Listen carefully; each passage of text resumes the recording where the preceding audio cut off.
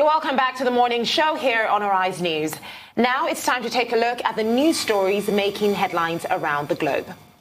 Beginning with in Nigeria, where strong indications emerged on Monday that Nigeria is dissatisfied with what it considers as a hasty adoption of the ECO, that is the proposed currency, single currency for West African countries. Owing to this, the country may be unwilling to dump the naira for the ECO unless all the prescribed criteria are met. A reliable source in the presidency told our sister outfit, This Day newspapers, that the government is not impressed with the approach of countries in the sub-region that had already adopted the ECO, even when they know that they had not met the prescribed conditionalities. Well, thoughts on this? This is a big one. Yeah, I think, clearly in this regard, we should just support the Nigerian government. Yes. I think the Nigerian government is in order to ask for a cautious approach. It is true that integration is the way to go, either at the level of ECOWAS or the African continent, at the level of the African Continental Free Trade Agreement. But within West Africa, Nigeria needs to be more cautious, because we find a situation whereby, for the most part, we carry the rest of West Africa on our shoulders. And many of these West African countries, they do not meet their own obligations. Yes. And at the end of the day, if we may be paternalistic, they do not even show the appreciation for the leadership that is provided in West Africa by Nigeria. So I support the idea of Nigeria adopting a cautious approach with regard to the adoption of a single currency. What is the position of Nigeria? The position of Nigeria, as has been put forward, is that one, there are prescribed conditionalities, 4 primary conditionalities, and then 7, secondary conditionalities. And many of these West African countries, even the ones that have signed up to the single currency, they've not met these conditions. The only country that may have met the convergence criteria, as it is otherwise called, is Togo. But that's just Togo out of 8 Francophone countries that have come together. And what are these? Some of these, convergence criteria. One, a solid foreign exchange system. A reliable interest rate regime.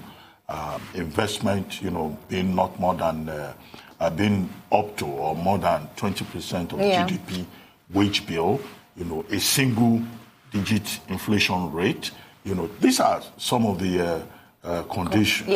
But, you'll find that only one country has met what it's called, as I said earlier, the convergence criteria. So it's in order for Nigeria to tread carefully. Absolutely. The only Anglophone country that has expressed the determination to sign up to this is Ghana. Ghanaian president says, we will do whatever it takes to be part of the single currency. But that's Ghana. Nigeria is saying that, in the absence of the countries meeting the prescribed agreed criteria, there is need for caution. So I say that's in order. 2, Nigeria is also saying that, look, this is just a change of name from CFA to ECO. And that probably explains why 8 Francophone countries have been so enthusiastic in saying we embrace it. Now, 3, there are also concerns that this may be a kind of French neocolonialism. And that probably also, again, explains the enthusiasm of the 8 Francophone countries. Because we were told that, the French authorities, particularly President Emmanuel Macron, was involved in the decision taken by those 8 Francophone countries to quickly embrace the ECO. So we have the Naira. We have issues to address within the economy. Yes, as I said, integration is good. But we have to be cautious. We have to make sure, that we do what is in the best interest of Nigeria. Absolutely. So this is about sovereign interest. It is. And I have no problems with the caution that has been expressed by the Nigerian Not at all, authorities. especially looking at I would like to touch on what she said about, it might be a subtle type of subtle colonialism about to take place. Looking at the fact that Nigeria is looked at as a giant of Africa, we have the largest economy. So this could be, this could shake things up a bit. This could move things not in a very good way for the country and especially our economy. Not to say that it's perfect, but we are still better than some. And it's imitative. You see, the European Union sets an example, and you find African countries West African countries trying to imitate yes. what happens in the European Union. But we have our own peculiarities, both in terms of colonial heritage and in terms of the macroeconomic conditions in the individual countries. I mean, we are surrounded by neighbors that do not even respect ECOWAS protocols, creating problems at various times. Countries that do not even meet their financial obligations to ECOWAS. So in this particular case, if Nigeria talks about protectionism, and talks about sovereign interests, I think, we should encourage the Nigerian government to think of Nigeria first.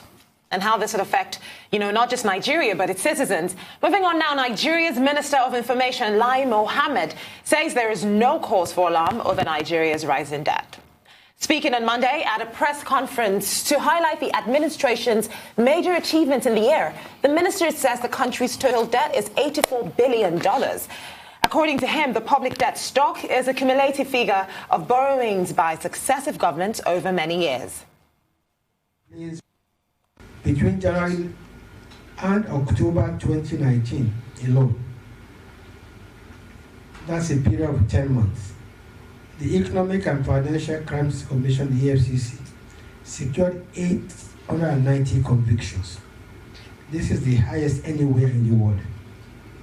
Recall that in 2015, 2016, 2017, and 2018, the FCC was only able to secure 103, 189, 190, and 202 convictions respectively. The high rate of convictions in 2019 is in addition to the billions of naira in looted funds that have been recovered by the EFCC. For its part, the ICPC has launched a novel project of tracking the huge resources allocated to constituency projects over the years. The Commission has started with the education and health sectors, and already many contractors who abandoned their projects are returning to site. Our gallant men and women in uniform stepped up the fight against terrorism in 2019, despite the fact that they are not just fighting the rump of Boko Haram, but also the Islamic State West African province, ISWAP. It is important that we as citizens do not say or do anything to demoralize the gallant troops who are fighting to keep us safe. It's Christmas and New Year now, and we are all with our families celebrating the holidays. But these gallant men and women are in the trenches to keep us safe. Dr. Abati, thoughts on that? Well, I mean, that was Alhaji Lai Mohammed, the Minister of Information, giving an end-of-the-year account on behalf of the federal government of Nigeria. Well, he made some controversial claims. And I think the most controversial will probably be with regard to the plan by the federal government to borrow more money. Yeah. And he was saying that Nigeria's debt stock is $84 billion. And that's precisely the point. People are saying that given the circumstances of the economy, that's already too high, and that the Nigerian government should not borrow more. But he's blaming previous administrations, which is a familiar line, an easy, very familiar, blackmail kind of line, that this was borrowings, cumulative borrowings from previous administrations. Even when some key players in previous administrations, including President Obasanjo and former Vice President Atiku Abubakar, had said that, look, Nigeria's debt profile is not sustainable. His key argument in this regard is the same argument that Zainab Ahmed, the Minister of Budget, had given, that debt to GDP ratio is sustainable. At 19%, some economists, and Lai Mohammed is not an economist, he's saying that no. They are saying that no, it is not sustainable, because you can't have an economy whereby 24% of the budget will be on debt service. And the debt service, of course, has to do with both domestic debt and external debt. But Lai Mohammed's argument yesterday is that, look, government is diversifying the revenue base. We have not seen the outcome yet. He says government is widening the tax base. We have not seen the outcome yet. So he just reignited for many Nigerians yesterday, this whole argument about whether government should borrow more or not, and whether the debt management strategy is a sustainable strategy or not. But what Nigerians want, to break it down, is just performance. Whether you say you are doing infrastructure or you are just borrowing within an available framework. But let's take a break. When we return. You're welcome back to the morning show here on Arise News. Still in what's going on around the world, thousands of people in Australia have fled to the seafront to seek shelter from bushfires racing to the coast. One blaze moved into the Victorian coastal town of Malakuta, throwing embers towards homes. Now, locals described a terrifying experience of camping on wharves and boarding boats under the blood-red skies. Meanwhile, officials have confirmed 2 more deaths in blaze. That's the blazes in New South Wales. There are now 12 deaths linked to the nation's bushfire crisis. Well, what is going on in Australia since September? Yeah. It's an indication of the threat of climate change. Absolutely. You have a young lady like Greta Thunberg saying that it is real and world leaders should follow the science and the facts. And again, we get reminded, either in Brazil, with the case of the Amazon fires, or the floods in the Philippines, that this is real. Even in California, and now you have in Australia over 100 fires, bushfires, since September. Even if bushfires are part of the meteorological, ecological cycle in Australia, the fires have become more intense, more tragic, more devastating. 12 persons are said to have died, many more injured, but the scale of the tragedy is more than that. Days have been turned into nights, ash flying everywhere, either in New South Wales or in South Australia or in Victoria. The whole of the eastern coast of Australia, is facing this battle between man and nature. Now people are running to the ocean, to the coastline, just to be able to jump into the sea, in the face of more threat. With temperatures as high as 100 degrees Fahrenheit, about 40 degrees centigrade. So the blazing heat, is the problem. And the point has been proven that this is from the Indian Ocean as a result of something what is referred to as a dipole. So we find again and again, this conflict between man and nature. And it is just as appropriate that the UN Secretary General, in his New Year message, is focusing on climate change and how the future needs to be protected. Absolutely. And how the future of young persons, across the world needs to be protected. The politics of it in Australia, of course, has to do with the response of the government. Prime Minister Scott Morrison had to be more or less called back from his holiday in Hawaii, and his government has been accused of being the last of 57 nations surveyed in terms of climate action. He defends himself, but the criticism continues. And we hope that the Australian government will show more commitment, particularly with regard to the volunteers, who need to be also compensated for their effort. But Scott Morrison doesn't seem to think so. Well, I'd also like to bring this, back home to Nigeria and the attention we're paying to climate change. It's almost as if the world is talking about it, but we are. For example, in Abuja, the Federal Capital Territory, there's been a rise in the amount of trees that are being cut down. These trees that offer shade, oxygen, the list goes on. Big trees that have been around for over 60 years or more are just being chopped down like they mean nothing. Leaves are being cut off. And I'm just thinking, are we really paying attention to the environment, or are we just completely oblivious to what the world is doing? Well, President Muhammadu Buhari was at the last United Nations General Assembly. And in his speech at that assembly, Nigeria's commitment to climate action was one of the major highlights. And it was accompanied also by the Minister of Environment, who participated in some meetings on the sidelines. The only problem we have in Nigeria is this distanciation between rhetoric and action. Yes. We're very good at saying all the right things, but it's important to note that, look, Nigeria is part of this global climate shift, and we're also under threat, and it's something that we should It is. We need to take it very, very serious. Well, moving over to sports now. Aaron Akerejola joins us now to talk some sports. Hello, Aaron. Good morning, Aaron. Doctor, good morning. Good morning. Good to see you. Yeah, it's good to see you. And the last day of the month, the last day of the decade. The last day of the decade. I think for me that is the most exciting. Yeah, it's quite exciting. Wow. Although for me, it's just live content. No, another day in the office. No, Another me, day. It's a huge deal. We'll see you tomorrow morning. I'll see you in the next decade. Okay, let's now, in the festive season, let's tell you that several people are actually giving back, and one man has been noted for what he has been doing. Talking about Crystal Palace star Wilfred Zaha, who came from nothing, but he's giving back to others. He's been known for his outrageous dribbling skills. The Crystal Palace forward has another side that is arguably even more impressive. The 27-year-old Ivory Coast international is almost like Robin Hood in South London, taken from the rich and given to the poor.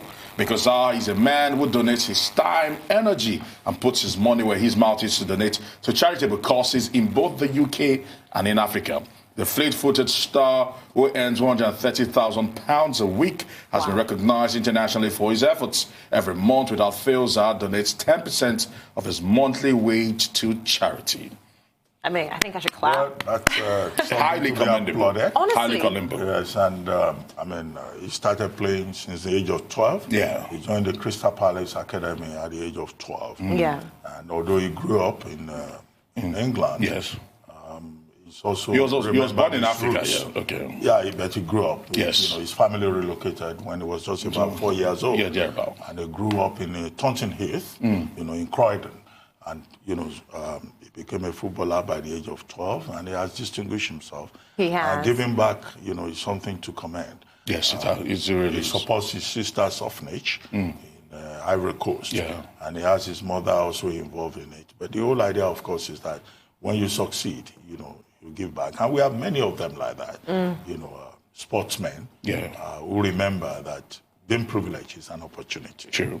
Because they are actually highly privileged. Not just highly privileged, they also have access to more cash than the everyday professional around the world because of how much they're getting paid. People who have access to cash, but who behave like either Grinch or Scrooge. Exactly. I was going to say that. So people, I think it's not even about the fact that they have so much money. Yeah. Because there are people who have a lot of money. Let's talk about the world of boxing. Do we begin to talk about the amount of money that is in that industry? There's so much money in sports. However, it takes a certain level of discipline and, self-realization to tell yourself that, look, I want to give out a whooping 10% of my money every single month to charity. That is, and his mother makes sure that could go to reminds him that uncle, it's time to pay up every month, and that is very beautiful. And talking about charity, if we try to bring it home here to Nigeria, one man that does this, but of course doesn't grab the headlines, is arguably the highest paid Nigerian, talking about the former Super Eagles player Ojo Jundigallo.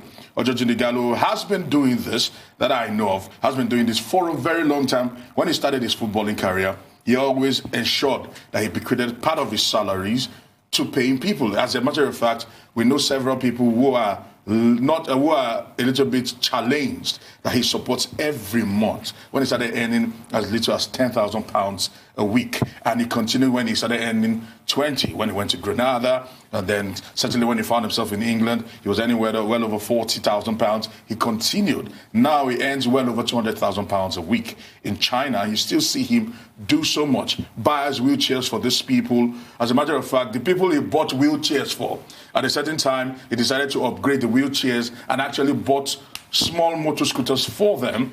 He has opened a charity here in Lagos, an orphanage home for boys, and giving back by sports people. You first cited the example of a British footballer, an Ivorian footballer. If I may be politically correct. But it's also good to see that in Nigeria we have quite a number of sports people who also give back. Segun Odegbami built a whole academy in Wasimi, his village in Ogun State. Kanu Nwankwo. Yeah, the Kanu Heart Foundation. The Kanu Heart Foundation. Has the Heart Foundation and has been running it for years. And you have many other examples like that, in different capacities. Only recently we had the example also of, even in fashion, not sports, Naomi Campbell, who visited Nigeria and went to a school in Makoko. Yes. Gave back. Cardi B was here. Was here as well, and she did perform, a commercial trip. But she ended up going to a motherless baby's home where she identified with them. So I think that these persons who have a good heart and who give back, they set a good example. They remind us of the humanity that we all share, whatever may be our circumstance. And I think that's the oxygen that keeps the world going. It is. Whether it is an Aliko Dangote or a Femi Otedola or a Bill and Melinda Gates, are giving back. It is essential. And, this is just mentioning the ones that we know about, because we know that there are people who give, but they do not even want to be recognized. They don't want to be talked about. They don't want people to know. Because we know that there are even people that even give more that we don't even know about than the ones that we even know. So, in case you're one of those people, that is amazing.